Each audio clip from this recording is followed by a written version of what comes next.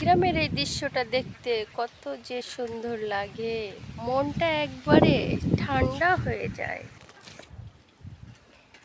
এটা আমি কিছুক্ষণ ভিজায় রাখবো, এটা ছাড়ানো পর্যন্ত। দেখছেন এটা অনেক শক্ত, ওই ফ্রিজ থেকে মাত্র বের করলাম।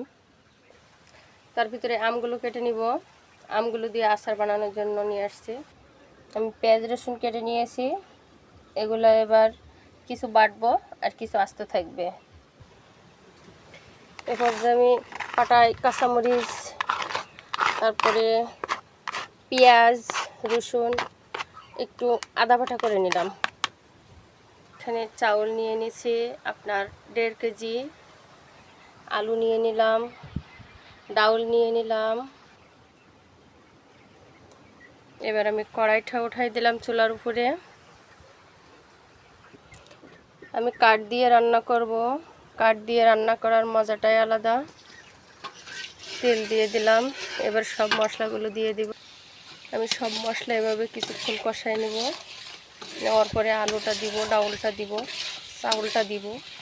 দেওয়ার পরে আরও কিছুক্ষণ কষাবো, দেখতে থাকেন। এবার আমি গোশটা দিয়ে দিলাম, গোশটা ভালো করে কষিয়ে নেব।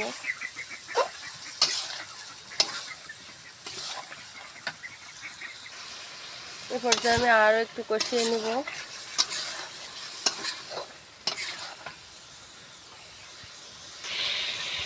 এরকম কষিয়ে আসলে এরপরে আমরা ডাউল দেব। আপনাদেরকে কিছুক্ষণ ক্যামেরা অফ করে রাখছিলাম, আমি একটু মুরগি মাংসটা একটু কষায় নিলাম। এবার আমি ডাউল দিয়ে দিব।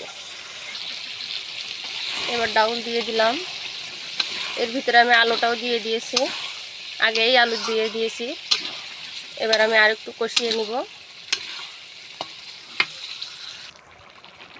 এবার আমি চাউল দিয়ে দিলাম, চাউল দিয়েও আমি আরও কিছুক্ষণ কষায় নেব।